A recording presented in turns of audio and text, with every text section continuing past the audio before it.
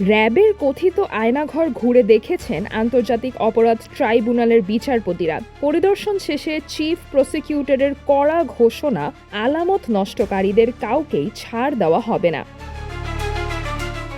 শনিবার রাজধানীর উত্তরায় র্যাব ১ সদর দপ্তরে থাকা task force for interrogation TFI cell পরিদর্শন করেন আন্তর্জাতিক অপরাধ ট্রাইব্যুনাল ১-এর চেয়ারম্যান সহ ৩ বিচারপতি, প্রসিকিউশন টিম এবং আসামি পক্ষের আইনজীবীরা।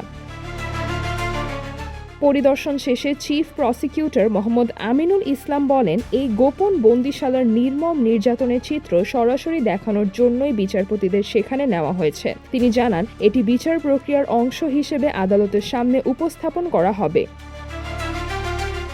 তিনি আরও দাবি করেন, তদন্তে উঠে এসেছে ভারতে পাচারের আগে বর্তমান স্বরাষ্ট্রমন্ত্রী সালাউদ্দিন আহমদকেও উত্তরার এই আয়নাঘরে আটক রাখা হয়েছিল।